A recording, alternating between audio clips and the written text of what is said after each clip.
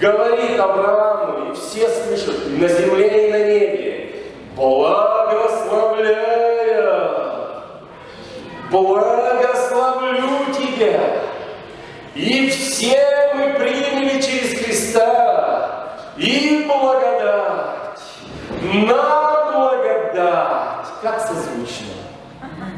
Потому что через Христа мы принимаем благословение Авраама. И получается, мы праведны, потому что Бог дал нам свою праведность. Бог дал нам свою праведность. А через праведность начинает царствовать благодать, милость и расположение. Милость и расположение. Милость и расположение. И так, что ты можешь просто говорить: Господи, выпучив глаза, ходить и пытаться уместить эту мысль в своем сердце. Тебе нужно провести время с Богом и говорить: благодать, милость и благодать, расположение Божье. Боже мой, неужели? Как это вместить? Как это вместить? Надо же вместить. Как это вместить? Вот такое маленькое, простое упражнение поможет тебе поверить вот в эту всеобъемлющую Божью любовь. И начинается это с чего-то небольшого, скажи небольшое. Почему именно небольшой? Потому что сейчас, как мы в начале, в самом первом служении говорили о Иссахаре, они знали, когда делать и что делать. Они понимали время и знали, что делать. И вот в этом контексте-то, в принципе, все это время и двигались. И что получается? Ты начинаешь понимать время, и вдруг ты четко и ясно видишь, вот в это время, которое движется сейчас, это время семени и время жертвы. Время семени и время жертвы. Что такое семя? Давайте немножко поразмышляем. А кто любит курочку? Ну, в смысле, как любит? Как? Ну, нет другого слова. Ну, как, любит или вкусно? Кому нравится. Кому нравится такая маленькая, такая курочка, прямо так вот это самое. Ну, есть такое, да? Вот. Кому-то нравится, например, какая-нибудь там колбаска там, из курочки. Или, там, но, другими словами, что я хочу сказать? Мы часто и мы привыкаем смотреть на мир, который уже вырос, который уже есть, который уже можно взять и потрогать, или как бы приготовить, или там как-то использовать, и это уже все просто. Но давайте немножко подумаем мыслями Божьими, чтобы понять, с чего все начинается и как это все работает. И вот мы становимся все такими мыслителями и такими, которые быстренько возвращаются к источнику, к истокам того, что, где, как, когда уже в таком законченном варианте есть. И мы видим, что все начинается, ну, это бесполезно даже показывать, потому что это все под микроскопом. Вот эта курочка, которая тебе нравится, она начинается с маленькая такая, темка такая, как называется, семечко такое маленькое, в петушке вообще, ну там где-то у него в петушке. Вот это все начало было там где-то. Тысячи сейчас пришел в магазин и говоришь, мне, пожалуйста, вот эту курочку. Но подумай просто немножко так. Я понимаю, но как в христианской церкви говорить о таких вещах? В христианской. Но в нормальной церкви мы же как учимся мудрости Божьей, потому что нам нужно понимать процессы так же, как Бог понимает процессы. Когда Бог дал мудрость Соломону, он видел процессы. И поэтому он не боялся, когда что-то идет не так, или как-то вот выводит из равновесия какие-то обстоятельства, он, видя процесс, он просто сопровождал процесс. И вот это важная деталь, процесс. Поэтому мы видим вот это маленькое, и это маленькое приводит нас к петушку. И приводит нас к курочке. Они там бегают, а он вырос где-то там, а курочка где-то здесь. И потом где-то они встретились, и как-то у них все получилось. И вот это все соединилось там. И когда это все соединилось на молекулярном таком уровне, таком вообще никому не видимом, никому непонятном, неясном, скрытом, покрытом. Вы понимаете? Так весь мир так устроен. Я к чему говорю? Весь мир так устроен, что из невидимого происходит видимое. И да, оно вот это маленькое, оно существует, оно есть. Но оно настолько маленькое, что оно невидимое. И вот это невидимое, оно оказывает такое влияние, что у тебя на столе появляется праздник. И ты, может, даже не думаешь о том, что там вот целая такая предыстория, такая серьезная вообще, причем вот с романтикой и со всеми делами. Что вот это? Все это. Ты думаешь, ну как это вообще? Все, ты просто кушаешь. И ты, как вот это происходит? Я на курочке, конечно, но Давид, он как бы был мудрее нас, поэтому он сказал, никто не знает, как образуются кости в чреве матери. И он говорит, что это Бог. Ты соткал меня, ты даровал мне тело, ты. И поэтому Слово говорит, что все для Бога, все Бога, и все обратно к Нему. Вот оказывается, как процессы двигаются. Поэтому слава Богу за это время семени. И есть время, когда семя, оно сперва как формируется. Семя формируется по роду своему, чтобы когда оно будет посеяно в почву, чтобы по роду своему оно принесло урожай в 30, 60 и 100 крат. Так вот сейчас, кажется, вот такие события происходят, вот то-то происходит, вот это происходит. Так вот, драгоценный мой, какое ты семя? Семя ли ты Авраама? Являешься ли ты семенем Христовым?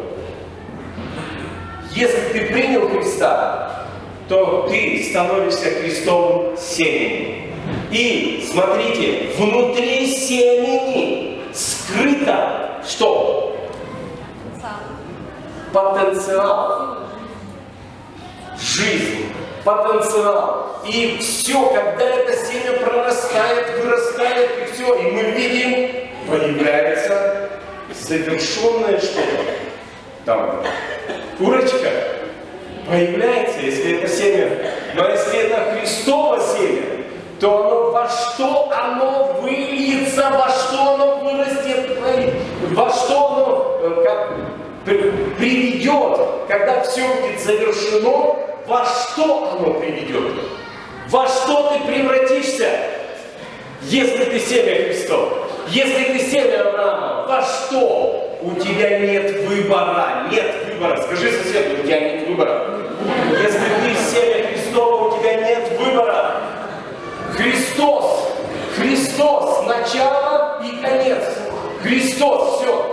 ты и Христос одно.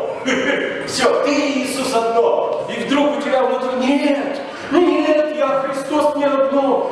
Выйди, выйди от меня, я человек грешный, Господи, выйди из лодки моей. Выйди. Да, спасибо за урожай, ты сделал все, что мог. Выйди из лодки.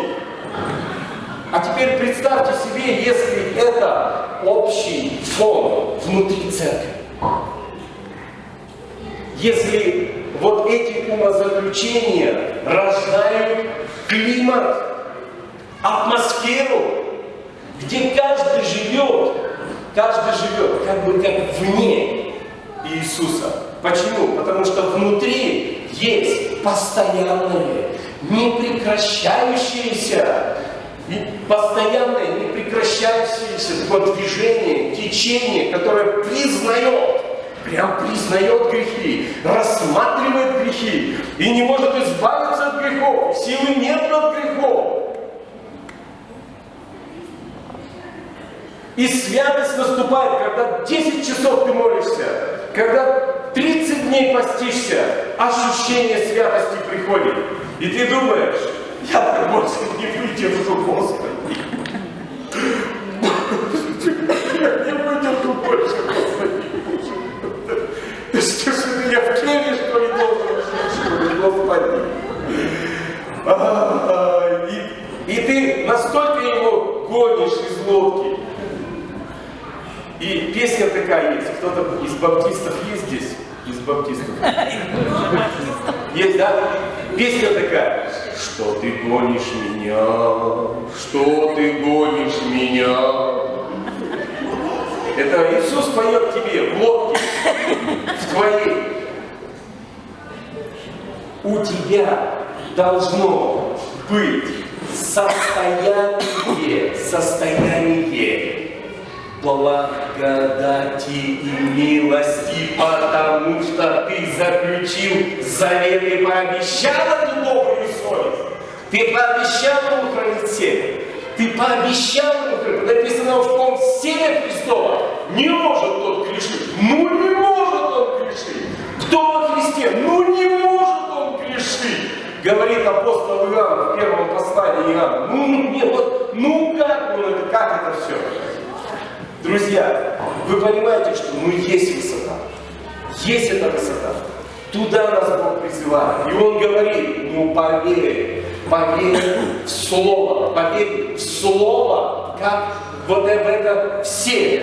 И если это семя в тебе, поверь, что Он освящающий, а ты признаешь как этого? Признаешь? Он освящающий. Признаешь? Признаешь ли ты, что ты освящаемый или подопечный, над которым он эти опыты все проводит, если ты так думаешь? Признаешь?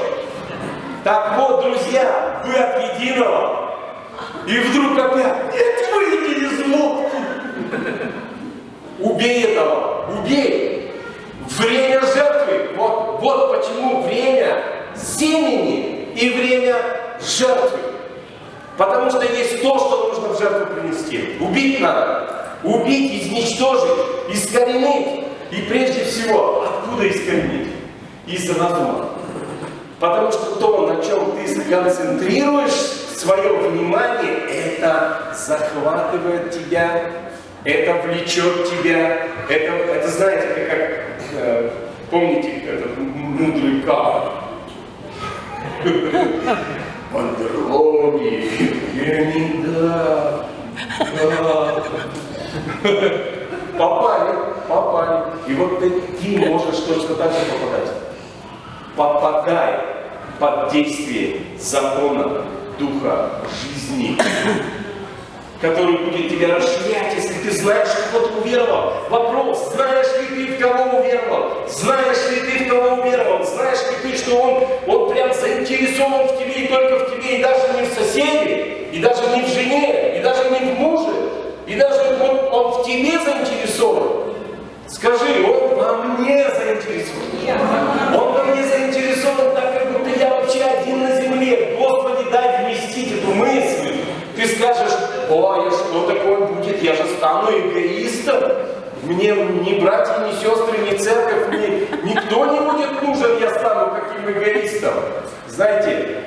станешь эгоистом. Потому что апостол Павел сказал, будучи свободен от всех, и он тоже на том месте был, о котором я говорю. Он был на этом месте. И когда он ощутил вот это вот, этот духовный ветер в волосах, все такое, вот это вот он ощутил, он прям, Боже мой, Боже мой, какая свобода, какая свобода, какая свобода.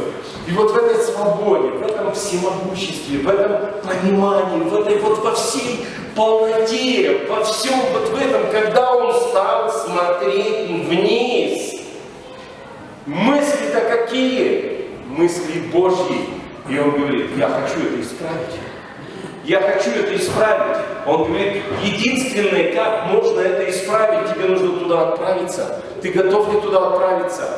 Да, готов отправиться. Это мысли Иисуса Христа. Это этапы Его роста, Его зрелости, Его как формирования в миссионера, в миссию.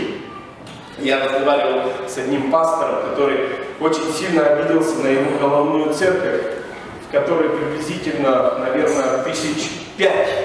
Представьте себе, 1005. 1005, представьте себе. И когда этот пастор обратился и попросил, так случилось, что церковь осталась без пастора. И он попросил, дайте мне пастора, обратился к 5000-ной церкви. 5. И представьте, 1,5 года постоянно просил, разговаривал с этим, и по связи, и без связи, и напрямую, и всякое. И дали, думаете, ему пастора из 5000-ной церкви? Не нашлось. Не нашлось ни одного. Тогда вопрос. Боюсь даже задавать этот вопрос. Почему миссия остановилась? Миссия. Потому что, чтобы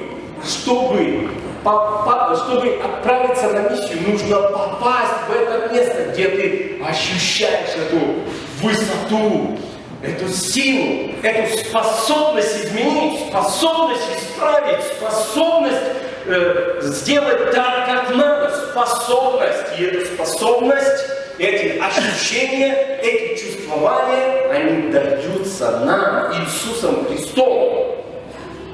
Ибо в нас должны быть те же чувствования, что и во Христе. Почему? Потому что семя в нас пребывает. И мы не можем грешить. Почему? Потому что мы миссионеры по натуре. Он, как мы говорим, оставил славу свою, славу неба и снизошел. И вошел, и изменил мир. И теперь мы в нем, те, которые меняют жизнь, которые меняют обстоятельства, которые меняют действительно города, страны, деревни, поселки и все. Это все есть. Вот что живет в вас, что живет во мне, что живет в церкви. И когда вот такие люди собираются вот с этой свободой, как сказал Гидеону ангел, говорит, иди с этой твоей силой. Вы понимаете, это было в Гидеоне. Это было в Гидеоне, в тебе это есть. Скажи, во мне это есть. Во мне это есть. Во мне это есть. Семя Христа, не семя греха. Во мне семя Христа есть. Аминь. Поэтому нужно это семя как-то усвоить, или как Писание говорит, 4 глава Евреям, растворить верою, поверить. Вот это самое сложное. Ну как я буду жить без греха? Ну как я буду жить без греха? Такое невозможно, говоришь ты себе. Все, я заканчиваю, время-то уже я вообще раздухарился. Не, времени много. Простите, пожалуйста. Много времени. Все, мне 50 минут уже. Куда? 45 должен быть. Какой 45? Время есть, дорогой. Последний пример. Вы, наверное, знаете, что в Австралии проводился такой марафон. Приблизительно где-то 800 с чем-то километров. Слушайте, люди бегут 800 с лишним километров.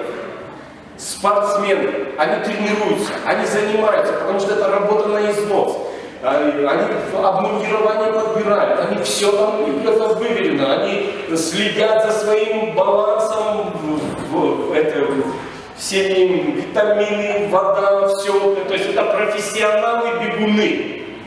И вот когда объявили, вдруг подходит там, где регистрация, подходит дедуля, слушайте, деду, ему почти 70 лет, дедуля, давайте скажем дедуля.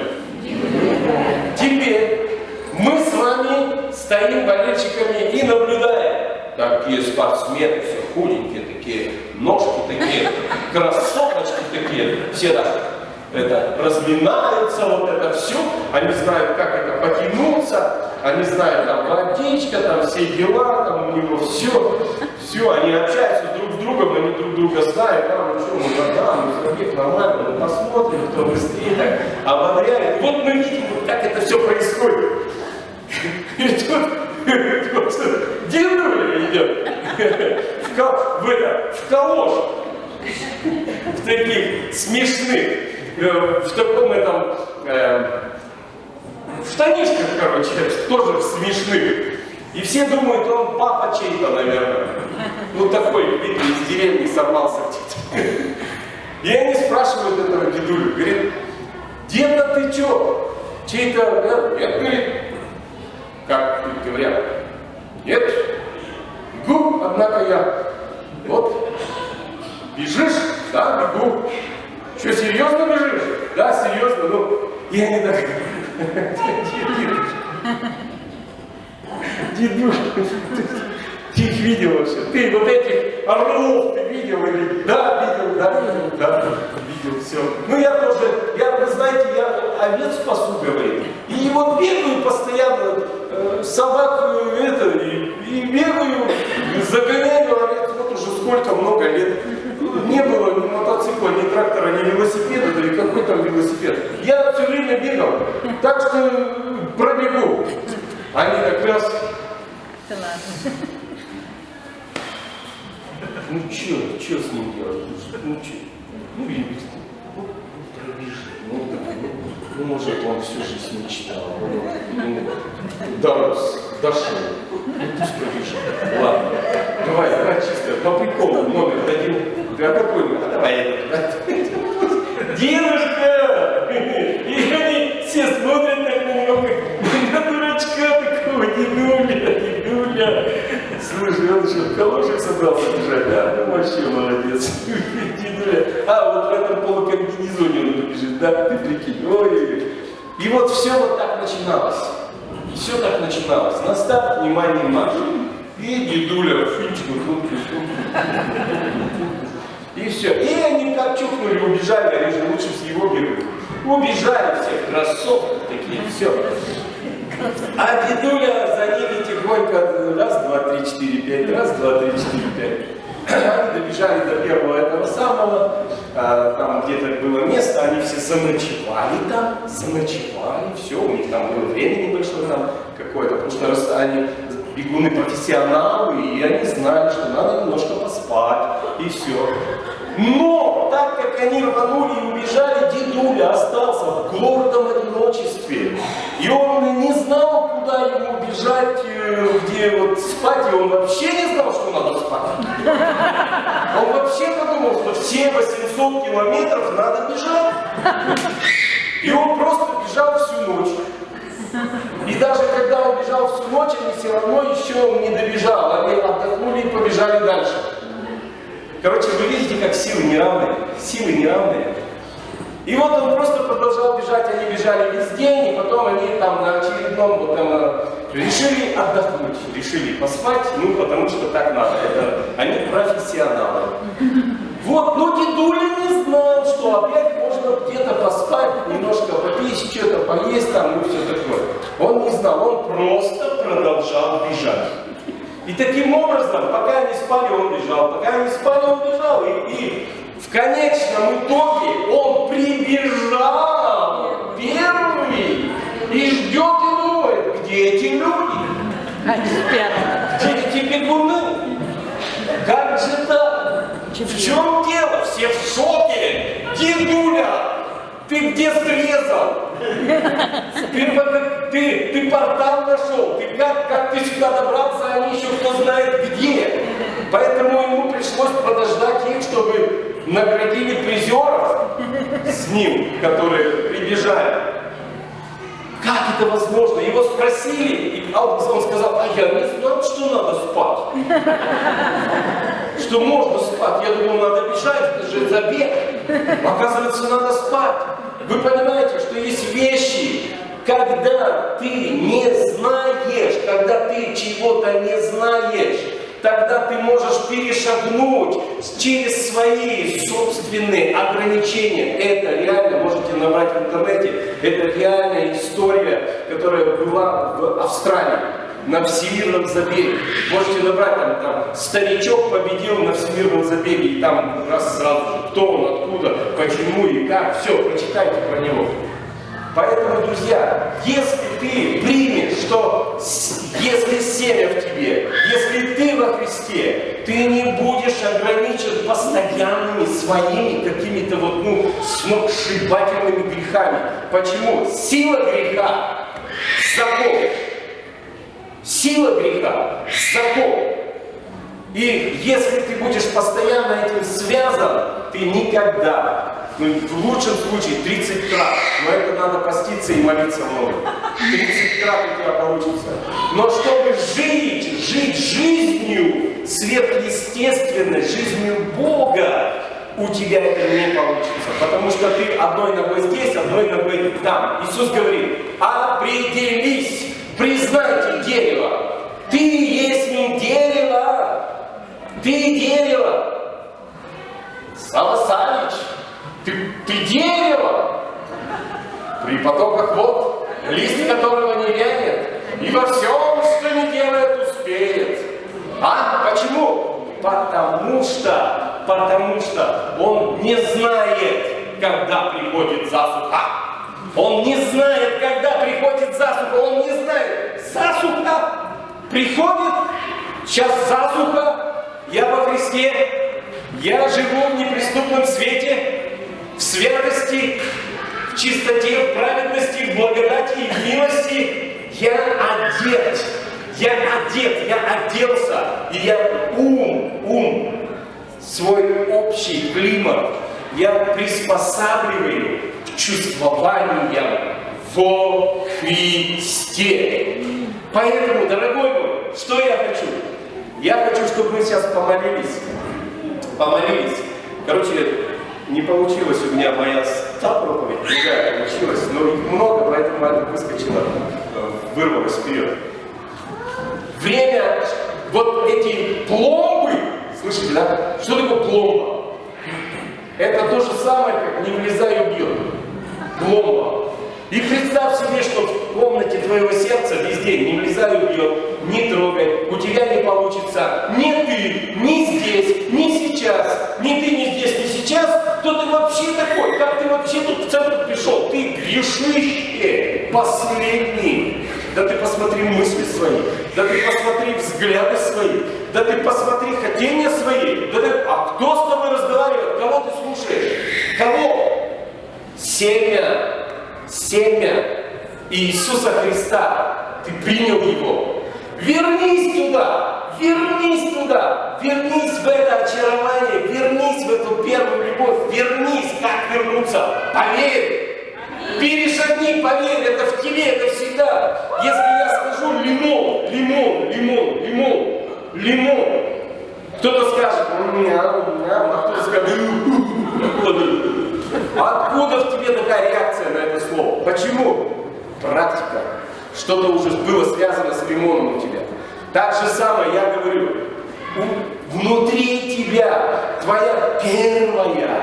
Он всего видел, друзья. Как много он всего видел. Что он заметил? На что он успел полюбоваться? На что он посмотрел? Да ни на что. Вообще ни на что. Он сохранил огонь. Аминь. Время жертвы. Вот это была жертва. Не размениваться, не расточать, не давать вот этой возможности, как Иисус сказал, что, но всякие пожелания, которые приходят в сердце человека, всякие пожелания, они заглушают семя, заглушают этот источник, заглушают. Но если ты держишь свое внимание на семени Христовом, что происходит? Ты сохранишь огонь и пройдешь дорогу. Ты сохранишь огонь и пройдешь дорогу. Есть время узкое, а есть время, не сама ли природа нас учит, что из ручеек впадает в реку, река впадает в большую реку, а большая река впадает в море, а море соединяется с океаном. Другими словами, жизнь во Христе – это от 30 крат к 60, от 60 к 100 кратам. Причем при таком внутреннем твоем интенсиве, с твоим стремлением, с твоим желанием, с твоим хотением, это прямо в тебе, потому что у тебя азарт. Азарт, и слово, понятно, оно такое криминальное, такое, да? Оно связано больше с играть в карты, и когда тебе везет. Ты раз выиграл, два выиграл, три выиграл, азарт появляется. Так вот, представьте себе, если бы у тебя был азарт. Однажды у Эй Аллена, знаете, кто такой Эй Аллен? Это один из божьих генералов. И у него спросили, почему ты такой смелый? Почему ты просто набрасываешься на больных? Он говорит, мне самому интересно, что сделает Бог. Мне самому интересно, как это сделает Бог. Поэтому мне интересно. И вот представь себе твоя христианская жизнь, она вот такая, с таким внутренним интересом, вот с таким внутренним кодексом, с такой атмосферой, вот это твое. Это не просто там пастор, он один горит, он весь, вот это все. А ты никак не раскачаешься. Нет. Новый Завет — это когда каждый научен Богом. И у каждого есть стезя, у каждого есть дорога, у каждого. И каждый с другим не пересекается, потому что каждый делает свое дело в составе тела, как в теле. Нет противоречий. Если только болезнь какой-то. Поэтому, друзья, есть в Боге нечто, что расширяет нас сегодня. Расширяет нас сегодня. Но нам нужно поверить в то, что Бог приготовил для нас, и увидеть этот процесс и почтить этот процесс. От маленького невидимого семени вот до курочки пройти этот процесс. Верить в него, знать, что если Бог запрограммировал, слово такое, запрограммировал, что от этого произойдет вот это, если Он это сделал. Друзья, Иисус Христос не служитель греха. Иисус Христос служитель Евангелия. Куда Он тебя приведет? Прямо в Евангелие приведет. В эту радостную весть. Где ангелы поют, где Бог говорит, что ты сын мой возлюбленный, и в тебе мое благоволение. В тебе, и ни в ком другом, а в тебе, потому что других нет. Только там, только ты. Вот ты один на этом фоне стоишь, все. И тебя любит, и тебе дает. Вот ты такой. Друзья, возьмите это для себя. Давайте помолимся. Возьмите это для себя. Пусть вооружитесь этими мыслями. И борьбу не с грехом начните, не с грехом, не надо с ним бороться. Ты все равно не победишь его, это сила, которая выше нас. Но обрати внимание на семя Христово в себе, обрати внимание на жизнь во Христе, обрати внимание, именно так, обрати внимание на то, что ты омыт, ты очищен, ты освящен, ты иное семя. И есть то, что ты должен оставить, чтобы не сообразоваться с этим, но преобразоваться из вот этого маленького, вот эти все процессы совершаться в тебе. Все процессы в конечном итоге, когда ты увидишь его, ты тут же все будет подытожено. Полностью тут же будет все подытожено. Но сегодня ты вот в таком процессе. И поэтому это беги к своему совершенству, беги к своей зрелости. Хватай это, пусть ничего не ограничивает тебя. Это возможно. Это возможно. Жить во Христе, ходить во Христе. Это возможно. Не бойся там ничего. Я говорю, это возможно. Встанем, помолимся. Господь Бог, хвала Тебе, хвала Тебе, Господи Боже. Я благодарю Тебя за то, что Ты поднимаешь армию сильных Христом Иисусом, армию, которая воссоздана по образу Иисуса Христа. Потому что Он и они все от единого. Он и они все от единого. И каков Он, таковы и они. Господи, спасибо Тебе за этот уникальный ДНК-код, который Ты вставил в нас, вложил в нас. И это действует, это работает, и это воспроизводит. Мы семя Господи, мы семя Христово, мы семя Христово, мы племя Христово, мы род Христов, род избранный. Господь, люди, взятые в удел, мы эти люди, взятые в удел, мы уже взятые в удел, мы в уделе Господнем, мы не где-то, мы не в мире, мы не в грехе, мы не в плоти, но мы во Христе. На этом месте эта невидимая сторона, она определяет, в какую сторону мы пойдем. Я благодарен Тебе, что однажды Ты нас нашел, что Ты дал нам семя, Ты дал нам возраст, и Ты дал нам рост, чтобы мы росли возрастом Христовым. Спасибо Тебе, спасибо. И время церкви, чтобы она стала семьей. И время церкви, чтобы действительно отвергнуть то, что нужно отвергнуть. Просто удалить, просто убрать. Это лишнее. Даже внимание на это не надо обращать. Потому что есть благодать, которая исцеляет, которая восстанавливает, которая преобразует, которая трансформирует, и которая через праведность Иисуса Христа, данную нам, она царствует, милость царствует, благость Божья царствует, близость Божья царствует. Это приходит, это есть, это приходит, я утверждаю это. Я эту мысль запечатываю в твоем сердце во имя Иисуса Христа. Это есть. Я провозглашаю новая жизнь. Я провозглашаю, что это есть Евангелие. Это есть Евангелие. Это совершенный Иисусом Христом труд. И Боже, мы видим, Господи, смотря, мы видим, что ничего прибавить мы не можем, ничего убавить мы не можем, потому что Ты все совершил. И, Боже, как по слову Твоему, хвалящийся, да хвалится Господом, совершившим все. А нам только лишь принять, а нам только лишь вести, а нам только лишь сохранить, а нам только лишь жить этим, смотреть на это, чтобы идти Божьим путем. И я благодарю Тебя, что в это время особенно Ты готов нам дать во 100 крат. Во 100 крат, Господи, потому что время неспокойное, время тяжелое, время, оно действительно стимулирует нас. И вот мы ищем, и мы взываем, и мы находим себя, прежде всего, мы находим себя в Тебе.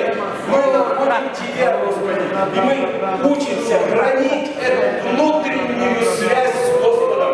И мы более концентрируемся на внутренней связи вот этой. И через это мы растем возрастом Божьим, мы преобразуемся через это.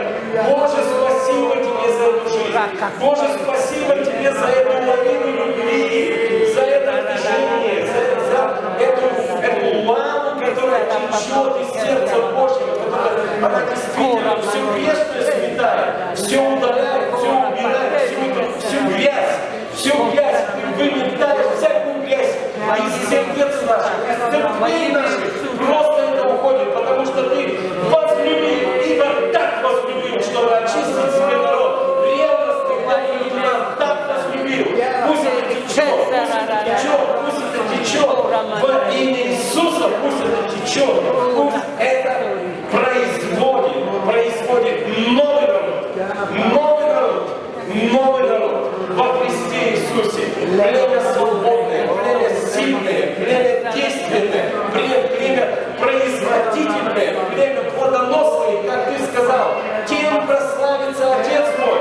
если вы принесете много плода и будете моими учениками. Спасибо тебе, Господи, пусть успех рукою Твоею и всякая воля Божья пусть осуществляется в нашей жизни. Во имя Иисуса Христа.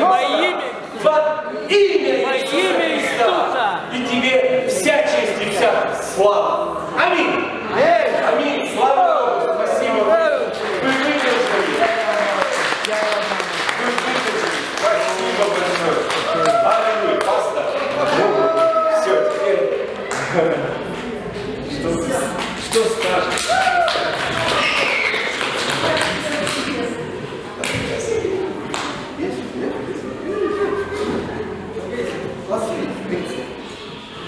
Аллилуйя! Аллилуйя! А такая интересная атмосфера. А что дальше? Можно музыки просто, пока музыку поставить.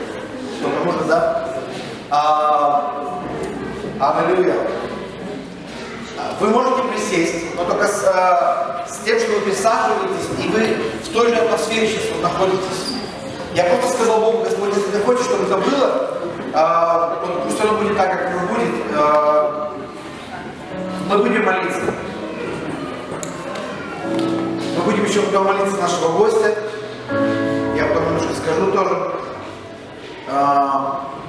Возможно, даже мы помолимся за всех. Смотрите, за тех, кто уезжает, тоже, да, что же напомните. Сейчас мы будем молиться вот таким образом. Вчера я получил слово, и немножко делился с нашим гостем. И просто это снова пришло сегодня, что мы все, мы не просто прихожане, мы можем быть просто прихожанами, но тогда мы получим награду прихожане. Мы можем быть просто верующими. Мы получим награду верующего. Но на самом деле Писание говорит, что мы ученики Иисуса. И как вы слышали, мы дети. Мы дети Отца, мы дети Царя. И это совсем другое. Это другое отношение, это другое восприятие, это другая вот, знаете, трансформация, в смысле, что однажды дети Царя, они имеют такую позицию, они имеют такую, как сказать, и регалии, тоже есть что-то, они принцы, но однажды они станут сами царями. Они войдут в царство. Но это процесс, и это внутренний процесс. И никто, конечно, кто-то может стать царем и ничего не делает для этого. Ну тогда и царство будет такое. Но когда дети царя, они в процессе, в Божьей, вообще в трансформации, и что происходит, и они подготавливаются, чтобы не просто по наследству войти, а чтобы войти с багажом, войти с опытом, войти со знанием, войти с мудростью и править, управлять. Не просто раздавать, как знаете, как бы там тратить казну и раздавать какие-то глупые там приказы, указы, а движение, двигаться куда-то, что-то завоевывать, расширять территории, собирать что-то. И в Тимофее написано, я просто вчера видел картину, знаете, как спортсмен он бежит. Ну, вот именно и сегодня было тоже про бег. И там говорится и про воинов, и там говорится про того, кто боксирует, и там про того, кто бежит на ресталище. То есть все бегут к финишу. Все бегут. Не все добегают, правда. То есть все в направлении, как бы, но не все добегают.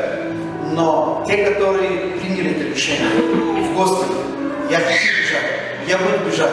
И вы знаете, что Дух Святой, Он не стоит в стороне, Он говорит, и помните, да, как написано, и в Библии кто-то свидетельствовал, что все небеса, они вторят, давай, преодолевай, не сдавайся. Когда мы спотыкаемся, падаем, они стоят на поколении, они молятся, чтобы снова поднялись.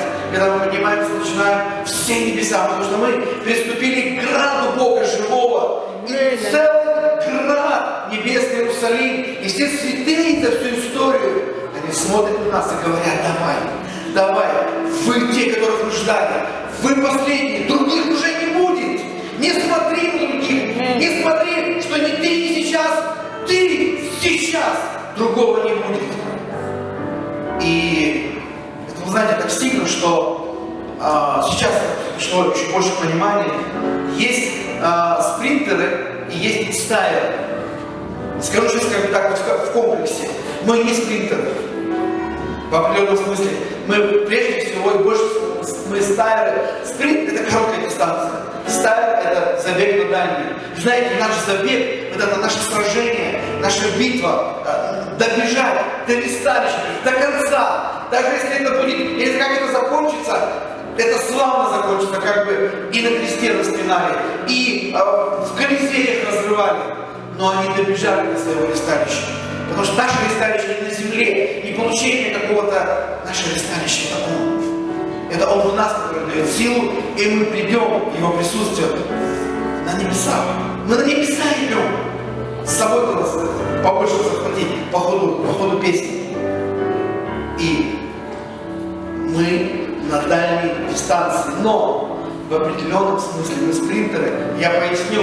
Мы не спринтеры по жизни. Мы в жизни в том, чтобы ты не пришел в какое-то служение, чтобы тебя похоронили в этом служении. Ты можешь начать с чего-то малого, ты можешь перейти во что-то другое, ты можешь развиться там, и Бог поведет. Я знаю много служителей, особенно в Швеции, которые все, с чего они начинали, с простых вещей, играли там на ту-ду-ду-ду-ду-ду-ду.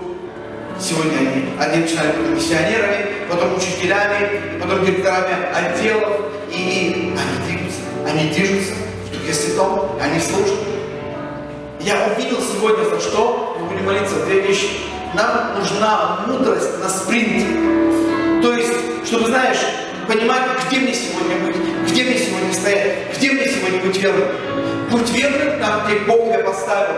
Но когда Бог тебя ведет, ты понимаешь, есть новое время перейти, войти во что-то новое, чтобы ты правильно оставил старое и правильно вошел в новое. В благословение, с благословением и в благословении. Это называется духовный рост твоего служения. Что угодно, будь то домашний, будь твой вообще, но духовный рост, он будет подразумевать служение, то или иное, в церкви, около церкви, в мире.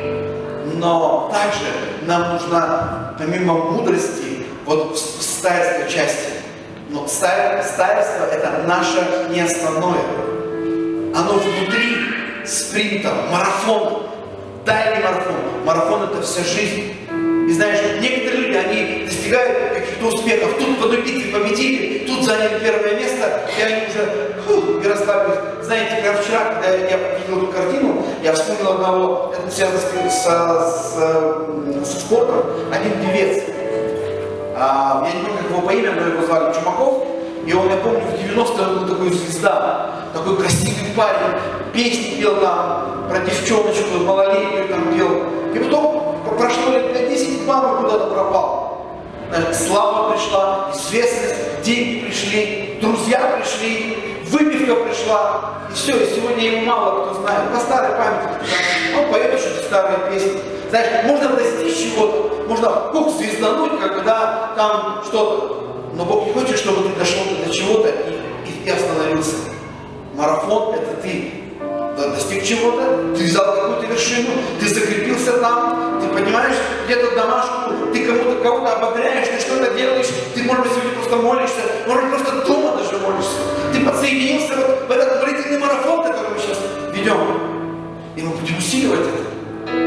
Потому что твоя жизнь не останется, потому что мы помолились за марафон, и дальше мы расслабимся. Нет, Господь, дай мудрость нам это поднимать. Почему? Потому что нам нужна мудрость в спринте, и нам нужно долготерпение и вера в марафоне. И нам нужно и то, и другое. И вот это то, что я чувствую, молиться за каждого, если кому вам нужно. Знаешь, исцеление оно придет, рецепт, что-то еще придет, вопрос твоего желания. Быть верным. Быть верным. Быть верным и пройти и малую дистанцию, и быть устремленным до конца. Знаете, вчера я смотрел ролик Билли Грэма, он выступал где-то, перед тем, как выступать, его уже нет, это старая запись, это там, может быть, лет 5 назад, и он перед тем, как проповедовать, он назвал несколько имен людей, которые в его команде, и он сказал, я не помню точно, то ли 40, то ли 60 лет, он говорит, мы как начали вместе, так мы до сих пор продолжаем. И он назвал это брат такой-то, служитель такой-то, служитель такой-то.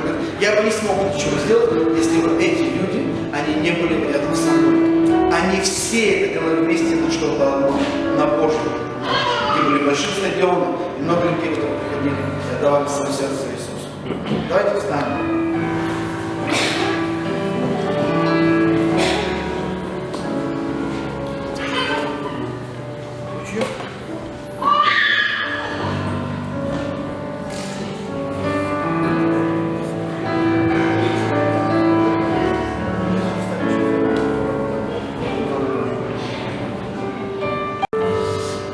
Мы вот примерно, да, сейчас возьмем немножко еще с подставлением, чтобы был порядок, вам нужно будет никому выбегать сюда, или выходить, или что-то еще. Мы сделали здесь в виде арки, такой братской арки, и каждый из вас, стоя за рядом, будет просто проходить. Братья, вы нужны, наверное, где-то, может быть, нам на всякий случай на выходе, может быть, пару братьев, которые, если вдруг кого-то начнет где-то что-то происходить, чтобы как бы поймали, посадили там. Но так что настраивайте, знаете, когда люди выходят, и они хотят как-то, чтобы с них помолились, я, знаете, сколько по жизни я куда не выходил, за все 25 лет в вере, может быть, пару раз я упал, и тут в сознании. А все время, сколько я не выходил, помню, в библейской школе, они падают, и там, их вертолет вообще такой прям, они, оказывается, карате снимаются, как-то связаны, они как-то падают неоднозначно. Я тоже где-то слететь, где-то упасть, где-нибудь там в духе полетать где-нибудь. Нет, похожу, не могу, принимай веру. Поэтому, знаешь, чувства, они такие приходят и уходят, а ты принимай веру. Веры, что Бог хочет, чтобы у тебя была мудрость пробежать короткую дистанцию, но и вера дала терпение, чтобы вообще бежать до конца. Аминь, аминь. Аминь. Поэтому... Знаете, вот в рамках вот этих всех проповедей, кто был, тот помнит, я все время говорил про эту источники спасения, реку воды живой. И вот представьте себе, что когда вы подходите к первому, то есть вы как будто встаете в этот ручей. И просто вот представьте, ты входишь и можешь даже песню петь: а я в реку войду, а я в реку войду, а я в реку войду. В эту реку, где по щиколотку, по колено, по пояс, а потом там дальше все, плыви. Плыви в этой благодати, двигайся в этой благодати, насыщайся, напивайся, вот чтобы тебя вот это так схватило, так захватило, чтобы тебе даже грешить-то некогда было. Настолько ты есть счастлив, что такая благодать в твоей жизни, что сам Иисус Христос любит тебя беспредельно. Хорошо? То есть вот с этими мыслями подходите, приступайте и двигайтесь. Мы начинаем поклоняться, и тогда мы здесь с братьями встанем, и ряд за рядом, уважая друг друга, проходя, получается, с левой стороны, да, для меня слева, справа налево, через, ну, если вот так стоит, то получается с правой стороны. А нам двигаться, да? И вот здесь уже спокойно перешагнут, а потом где-то здесь стоит. Да? Хорошо, когда немножко я делал по-другому, только здесь провода, когда наоборот вот через, получается, с левой стороны, ряд за рядом, будете ходить направо, аккуратно здесь провода, пару братьев будьте здесь, чтобы помочь, если кого-то подхватывать, кто способен, соображает и силен. И давайте немного поклонения. И когда мы скажем, махнем рукой, встанем здесь и принимаем веру.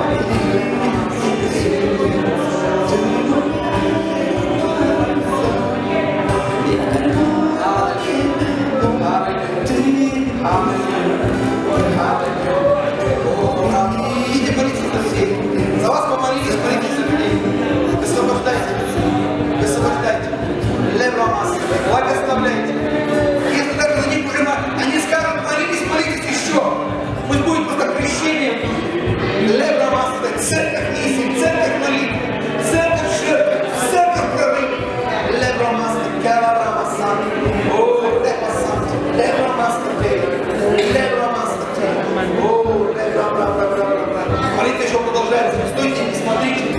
Просто молитесь, будьте в потоке, благословляйте. Будьте в потоке.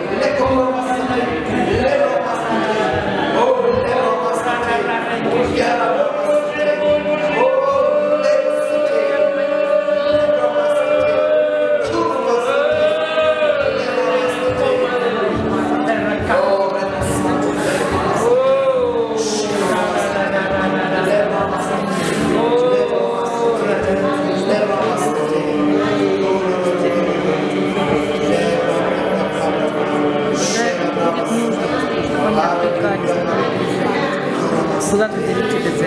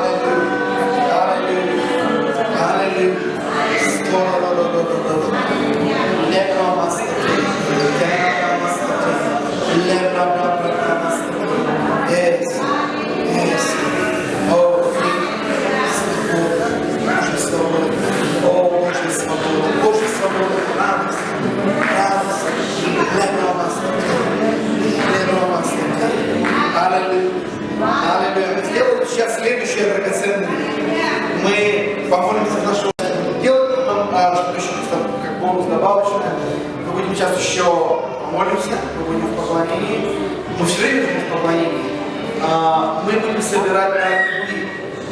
Услышь внимательно, да? Мы иногда привыкаем, почему-то мы к узнаванию привыкаем. Десятина может стать у нас как бы обыденностью. И я не говорю сейчас о количестве, да, я больше говорю об отношении, о качестве. Мне просто, мне такое сердце прям пришло, я верю от Духа, не просто дар любви, дар жертвенной любви.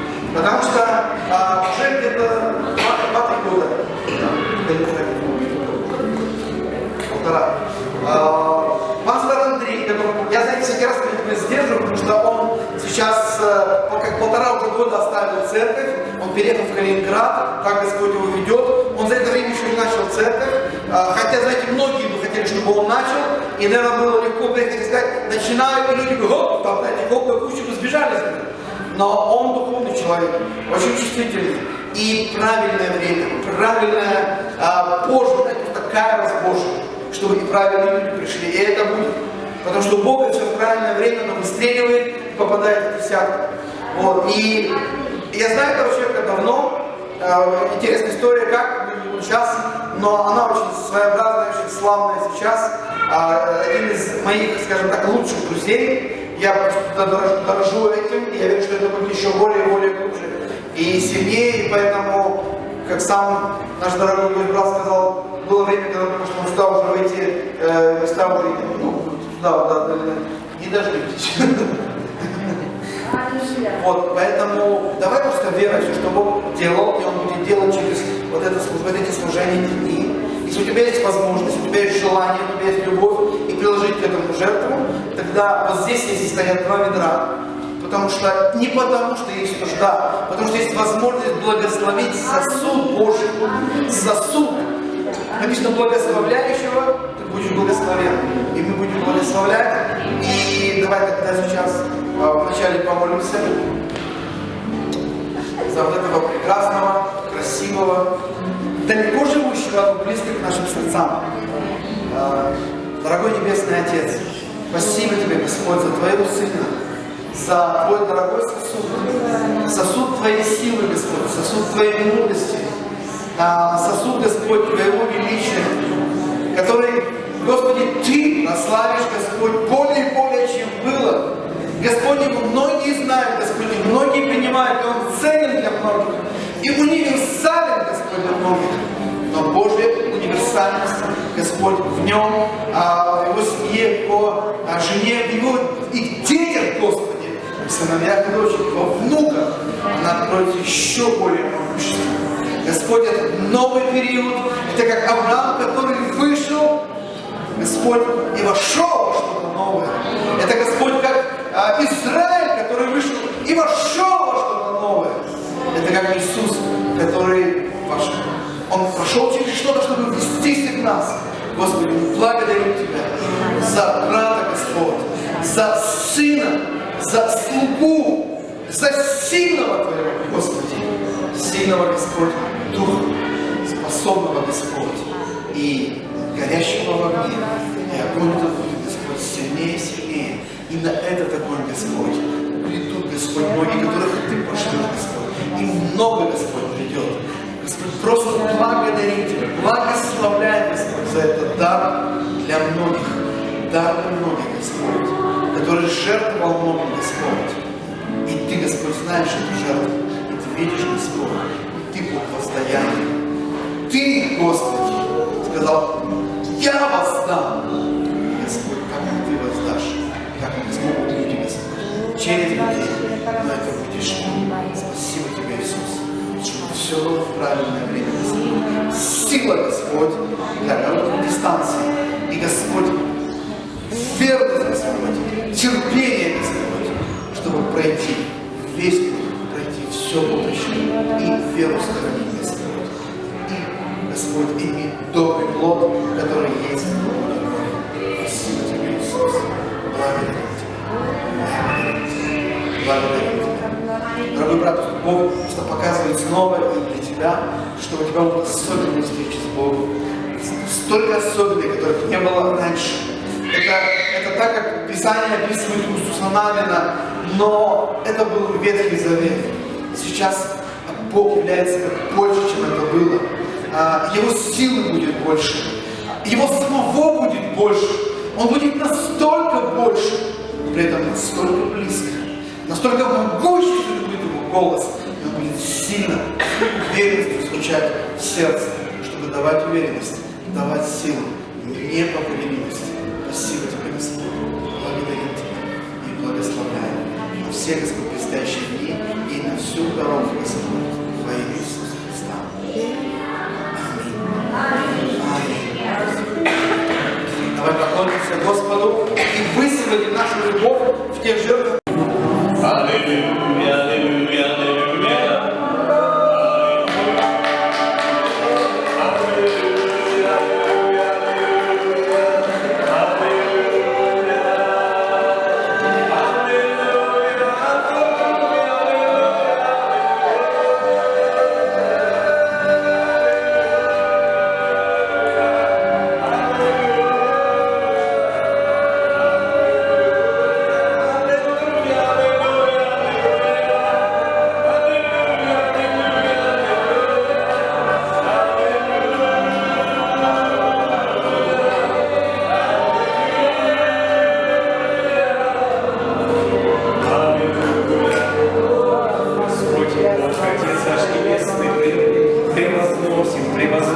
Превозносим Тебя, чудный советник, Отец вечности, Бог крепкий, приветствуем Тебя на этом месте. Мы в Твое имя пришли сюда, мы в Твое имя пришли сюда, чтобы во имя Твое, как написано, и рукою Твоей совершалась всякая воля Божья. Прямо здесь всякая воля Божья. Благодарю, что свобода здесь, исцеление здесь, восстановление здесь, всякое божественное посещение, всякая надежда, всякая вера, всякая любовь, кому какая нужна, она здесь, во всем многообразии Христа Иисуса, во всей этой многогранности, во всей божественности. Пусть проявится это в сердцах наших, в мыслях наших, в делах наших, в посвящении наших. Господь, Тебе честь, что Ты позвал к нам, и что Ты призвал нас, что Ты вызвал нас из этой тьмы и поставил нас в этом чудесном свете и дал нам эти взаимоскрепляющие связи, как друг с другом, так и с Тобой, чтобы мы могли познавать волю Божью, благую, угодную и совершенную. И, Господь, я благодарю Тебя за этот новый аспект, который особенно движется в это время, за это посещение грани Божьей, Божьего Духа, Духа Илии, который восстанавливает, который приводит нас к истокам, приводит к этому месту, к этой первой любви, к этому посвящению, к этой жизни, к этому пониманию, к этому понятию, Господи. И так, что мы начинаем видеть скрытое, и мы видим эти чудеса закона Твоего, и Ты открываешь нам завет Твой, Господи, и мы скрепляем своей жизнью завет с Тобой, и мы обещаем, и даем обещание доброй совести, чтобы исполнять всякую правду. И мы знаем, что кто исполняет правду, тот не грешит, Господь. Кто во Христе, тот не грешит, Господи. Спасибо Тебе за этот новый уровень хождения с Тобой. Я благодарю Тебя за то, что Ты сказал. Ты сказал на слово Петра, Ты сказал, когда Петр сказал, если это Ты, Господи, повели мне идти по воде. Ты, Господи, сказал ему иди, и он выскочил из лодки и пошел по воде. Я благодарен Тебе за эту праведность, которую Ты дал, в которую Ты нас одел. И мы уже не мы, но мы в Твоей праведности. И мы обличены Твоей святостью. И наша жизнь, как написано, покрыта. Наша жизнь буквально завернута в свет. Господь, спасибо Тебе за эти чудные, удивительные дела, которые настолько кажутся невообразимыми, настолько высокими, настолько недосягаемыми, что мы теряемся. Но, Боже, когда мы теряемся, Ты подхватываешь нас, Ты находишь нас. И Твое Слово «иди», оно держит нас на том, где как бы нельзя стоять. Но мы идем, и, Боже, пусть ничто нас не смущает на этом пути. Ничто нас не смущает, чтобы мы действительно могли прогуляться с Тобой по воде. Прогуляться на глазах у всех. Пока другие смотрят, прогуляться по воде, Господь. Я прошу Тебя, чтобы мы на этом собрании могли взять эти мысли, как апостол Петр говорит, то и вы вооружитесь этими мыслями. Вооружитесь этими мыслями. Мы принимаем эти мысли, принимаем Твою праведность, принимаем Твою святость, принимаем Твою жизнь, принимаем Твою волю, принимаем это наше желание, Господи. Мы обхватываем это, мы удерживаем это, Господи. А Ты действуй и производи в нас всякое доброе дело, всякую добрую мысль, всякое доброе творчество, чтобы каждый действительно мог войти в это служение Господу, и чтобы каждый духом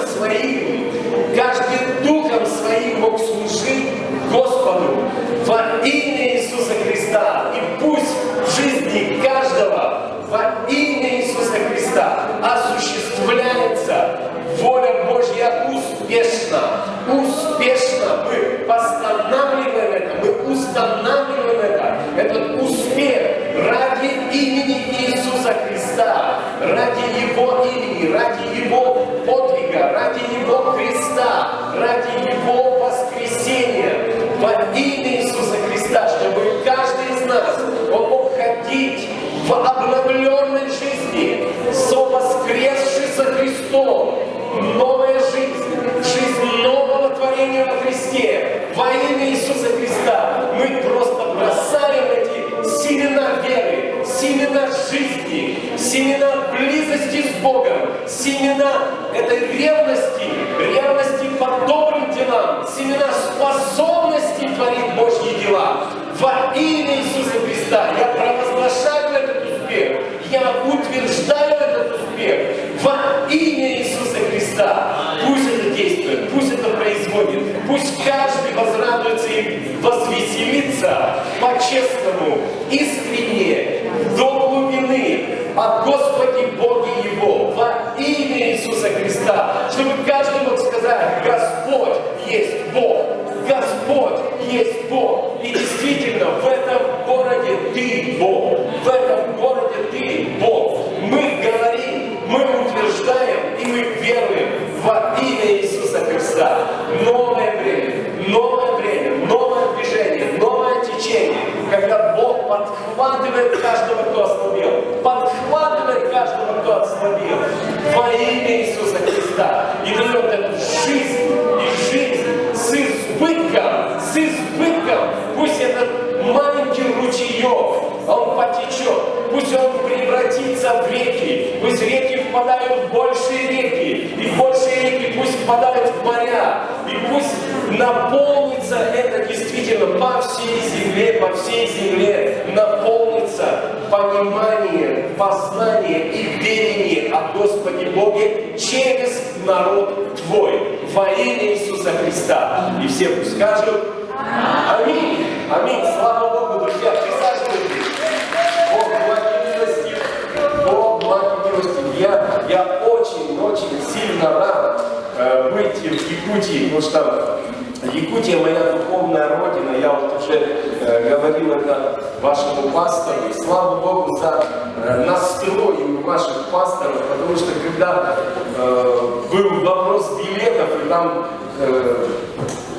вместо 5 числа перекинули мой билет на 3, и я думаю, что ну все, я уже не полечу никуда. Но пастор оказался очень настырным у вас, настырный.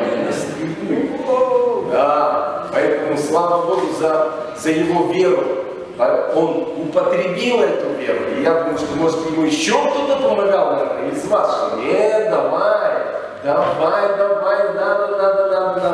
Ну и, конечно, для меня, как вот без преувеличения. Это такая честь оказана. Такая. Вот я под впечатлением от вас. Я под впечатлением от вас. Я под впечатлением от атмосферы, которая есть. От вот этой атмосферы благодати, которая стоит, она есть. И это, знаете, это как источник, это такой, как озеро, которое образовалось из многих источников. И это озеро, оно начинает развиваться, растекаться и спускаться. И вот они, Божьи водопады, что ты можешь встать под эти Божьи водопады, и это может проистекать прямо через тебя. И это что-то, что даже может действовать и работать независимо от тебя. И обстоятельства могут быть так закручены, вдруг, внезапно, так закручены, что ты вдруг находишь себя, что ты уже молишься за больных. Ты раньше боялся, но ты молишься.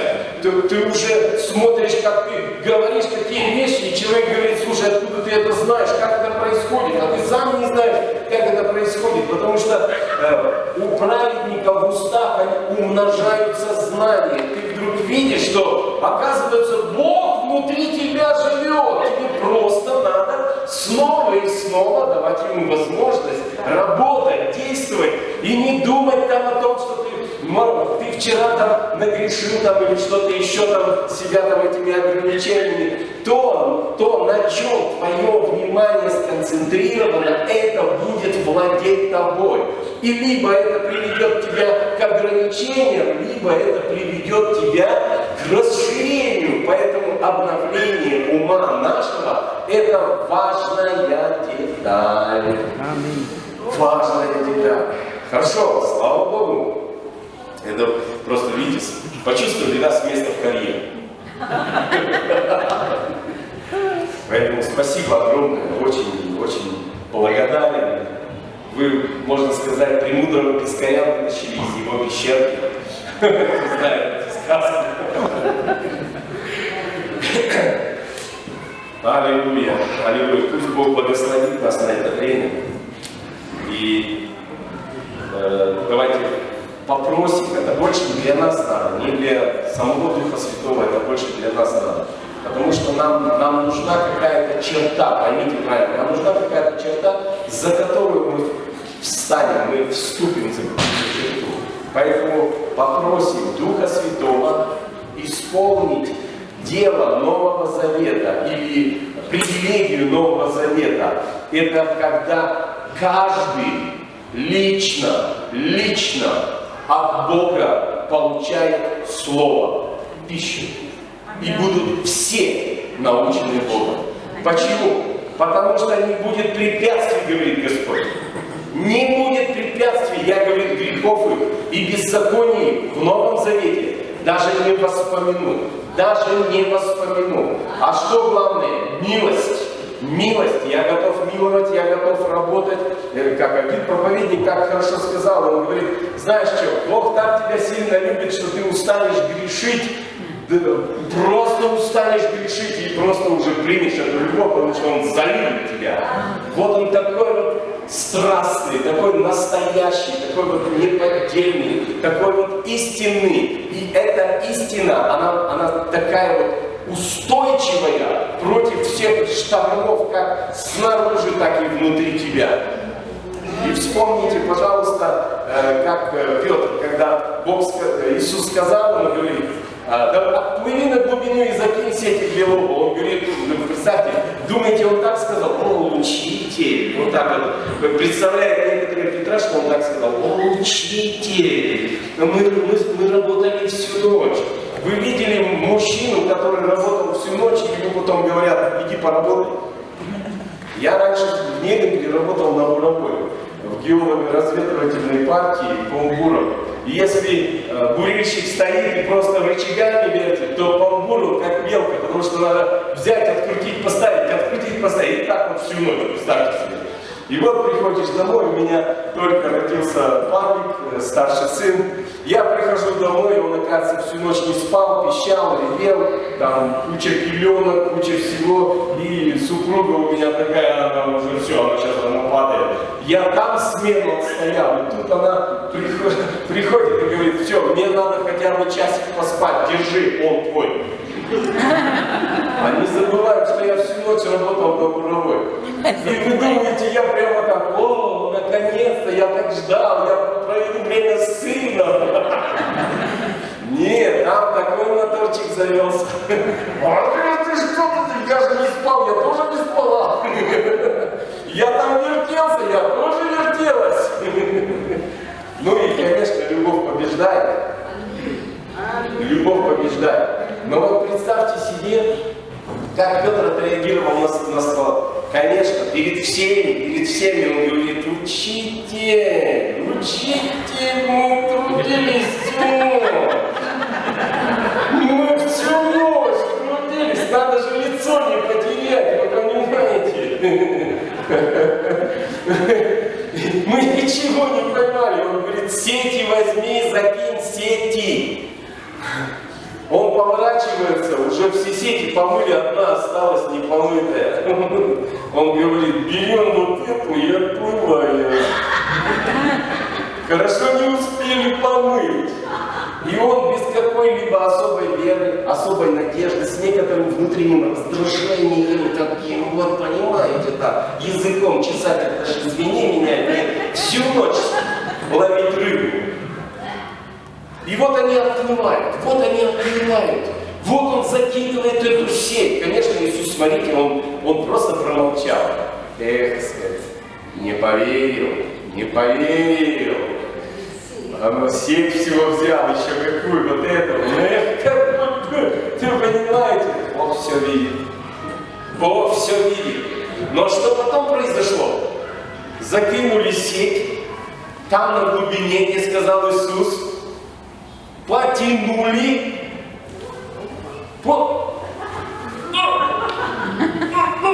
Вы понимаете?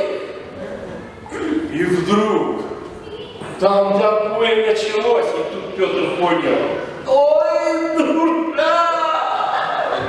Сказал же он сети закинуть. Кто ограничил его? Кто? Бог ограничил его. Кто ограничил его? Это он сам ограничил его. Поэтому, друзья, на сегодняшний день, вот в это время, мы действительно сталкиваемся в своей жизни не с Богом, не дающим, Богом каким-то вот таким вот это самое. Мы сталкиваемся во время вот этих всех вещей со своим неверием, со своими ограничениями, со своими эмоциями, со своими кажущимися нам действительно благими ожиданиями. Мы с ними сталкиваемся. И мы начинаем понимать, что, братья, сестры, дорогие, мы попали в какую-то тесноту. В тесноте своей. Что ты будешь делать в тесноте своей? Я подсказываю, что ты будешь делать в тесноте своей? Что ты будешь делать в тесноте своей? Звать Бога.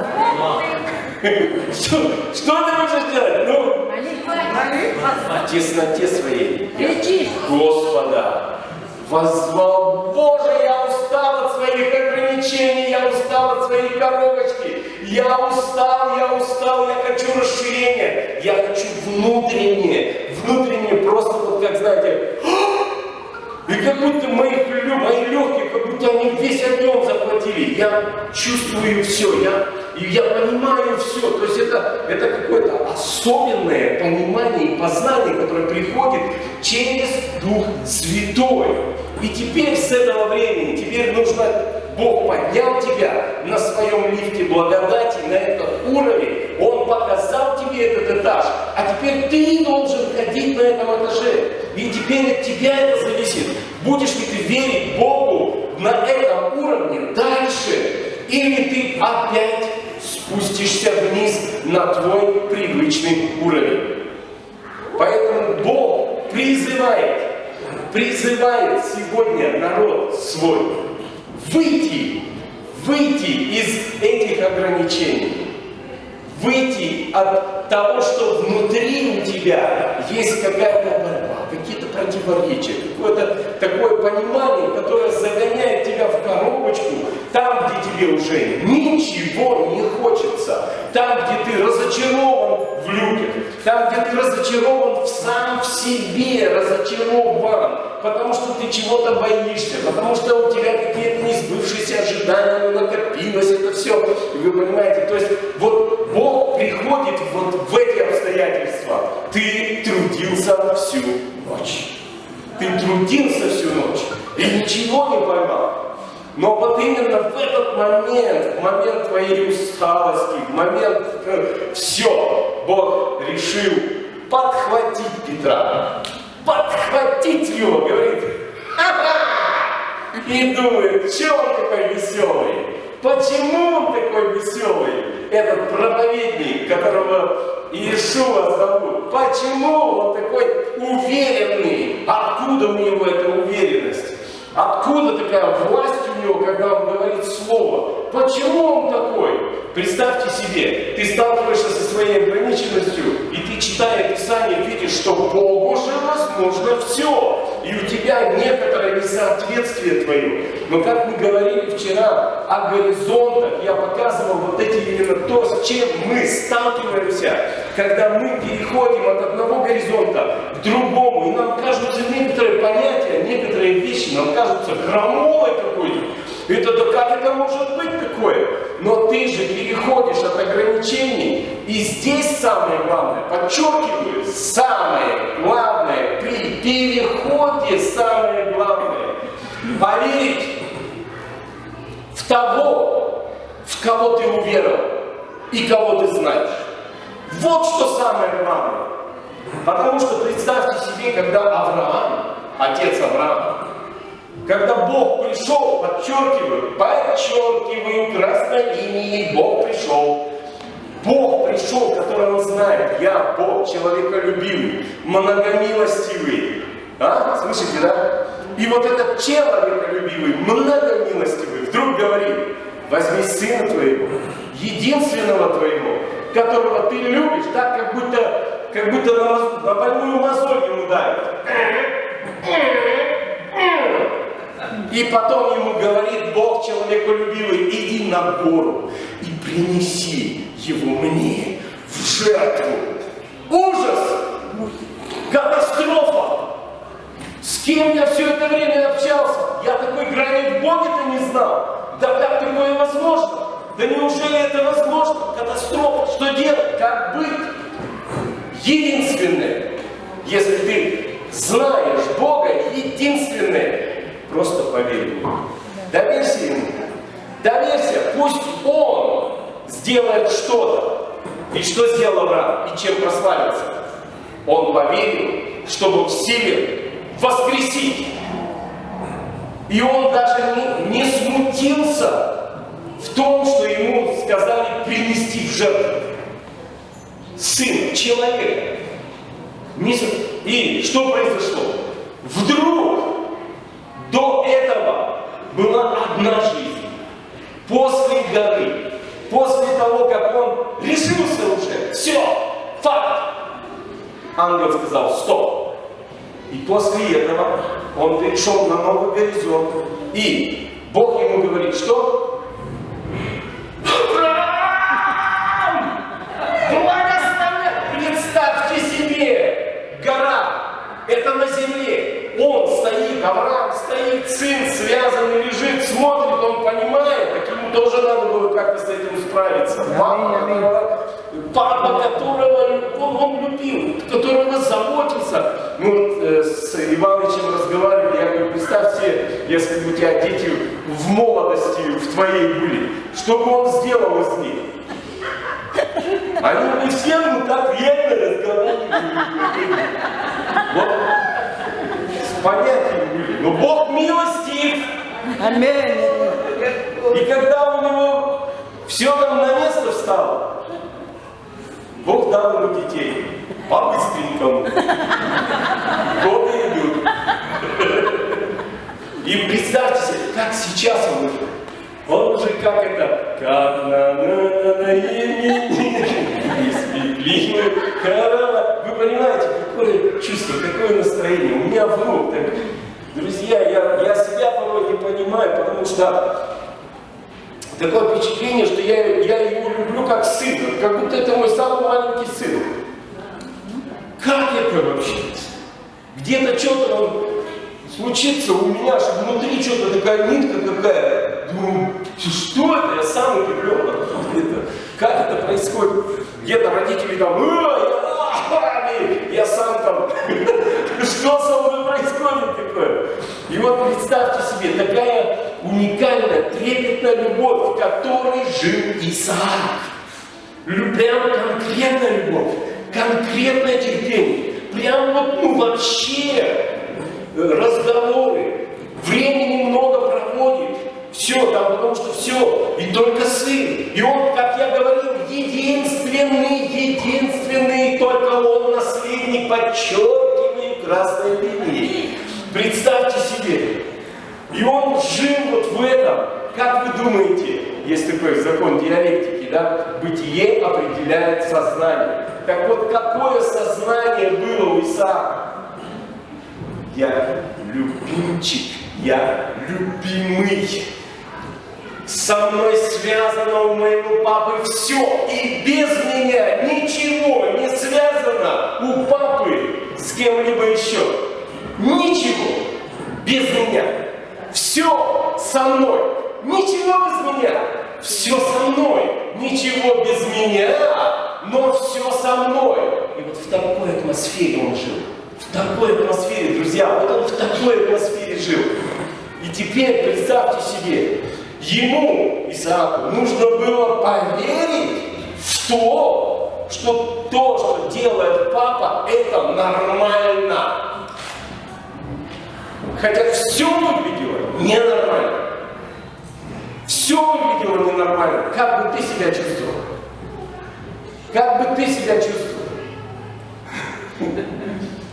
Мало того, ты бы, может быть, разочаровался бы в Боге. Короче, вот Бог, он такой, он тебя доведет и бросит. Поматросит и бросит. Так я и знал. Все эти боги, они такие. И папа туда же. Адепт. То есть, другими словами, что произошло? А произошло великое таинство. Вера Авраама. Она пришла на Исаака. Исаак доверился отцу, как отец доверился Богу. В результате, как только это свершилось, и вот земля, и все, что вот вокруг, и небеса, все ангелы, весь небесный мир, все наблюдают за тем, что делает Бог, где делает Бог, с кем делает Бог. Поэтому, когда Бог показывает внимание, останавливает внимание на ком-то здесь, на земле, тут же, подчеркиваю, тут же все ангелы, все на него смотрят. И если они видят, что Бог расположен к этому человеку, что они делают? Они встают в очередь и стоят как будто... Вы понимаете, почему? Для них это честь, для них это привилегия спуститься и оказать служение кому-то, в ком Бог заинтересовался. Они сделают все со всей их сверхъестественной силой. Верим ли мы в такой духовный мир вокруг нас? И да, и нет. И да, и нет. Почему? А потому что мы видим то место, которое соединяет небеса и землю для нас, это сердце. И мы видим, что когда семя вот этих мыслей, которыми бы надо вооружиться, когда это сеется, то вдруг мы начинаем понимать, что попадает в сердце кто-то, все, такое вещь, а потом приходит искушение. Почему? Потому что не только Бог и не только ангелы обратили на тебя внимание, но сразу же кто-то бежит бегом за тем посеянным в тебе. И написано: из-за черствости сердца, пропадает. А у некоторых просто дорога, и тоже пропадает. А некоторые принимают, да, но у них много желаний. Я хочу это, хочу то, да Бог, все. Да, я хочу, чтобы сама рыбка на посылках у меня была. Потому что я хочу быть владычицей морской. Тут же, как вы понимаете, мысль, идею, куда вот мы стремимся. И вот в этом смысле, когда вот это все произошло с Авраамом, Бог перед